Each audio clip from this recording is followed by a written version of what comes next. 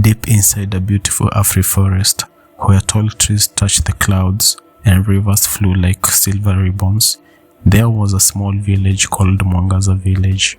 In this humble village, a small boy named Peter was born. Peter's parents, Daniel and Amani, were hard-working farmers. Every morning before sunrise, they walked to their small farm carrying their tools, planting crops, and caring for their animals. Life was not easy. Sometimes the harvest was poor, sometimes they went to bed hungry. But every night, Peter's parents smiled and told him, "My son, education is the best seed that can grow for a better tomorrow." Peter watched his parents struggle. He promised himself that one day he would change their lives. Years passed, and Peter grew into a smart and determined young man. His intelligence impressed many people, and through sacrifice and support from his parents, he earned a place at the big university at Afri City. Before leaving, his mother held his hand and said, "Peter, never forget where you came from. The roots of a tree are what keeps it standing." Peter smiled and promised he would always remember his village. When Peter arrived at Afri City, he felt like he had entered another world. It was filled with huge buildings, expensive cars, and people wearing beautiful clothes. For the first time, Peter saw how the richest people lived. They ate in luxurious hotels, where food was wasted every day. They drove shiny cars worth more than hundreds of farms in the village. The children attended the best schools with their best teachers and technology. Peter looked around and was amazed. "So, this is how the other side of life looks," he whispered. But as he walked through the city, he also saw something painful. Outside those luxurious buildings were poor families sleeping on the sidewalks. Children his age were selling fruits on the streets instead of going to school. Old farmers from villages like his were struggling to survive. Peter wondered, how can some people have so much while others have almost nothing? Peter began researching why so many villagers remained poor. He visited markets, spoke with farmers, and listened to people's stories. Slowly he discovered something disturbing. Many wealthy businessmen were selling products from the poor farmers at extreme low prices.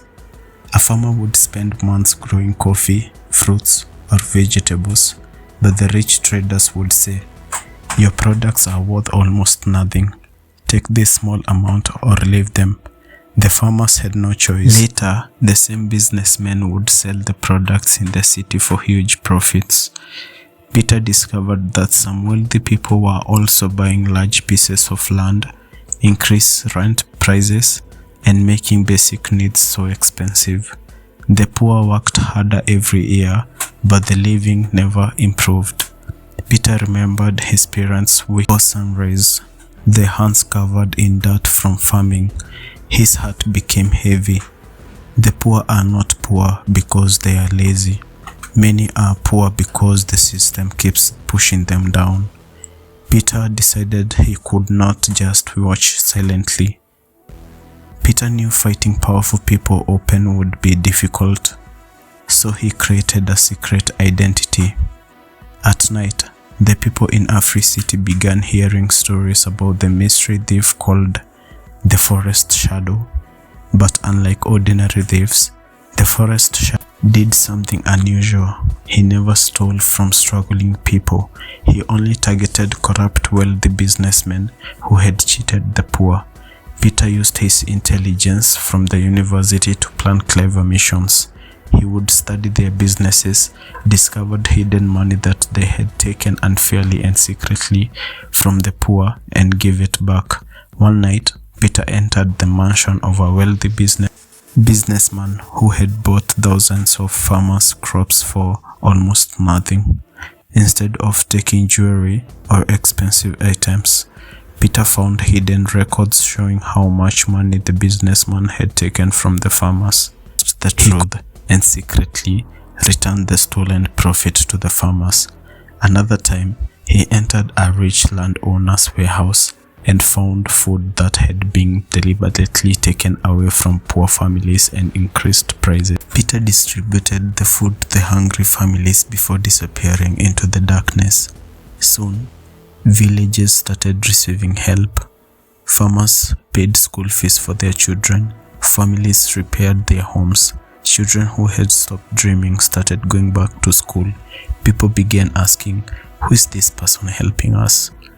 Peter always watched from afar, away with a smile. "One day, my people will not need a thief. They will have justice." But every secret eventually comes to light.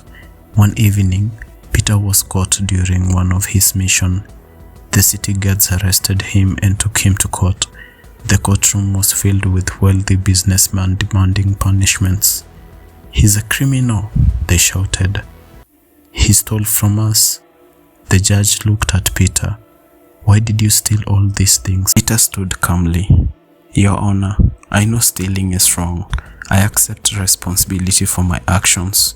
But today, I ask everyone here to listen to the voices that are rarely heard." He turned towards the courtroom.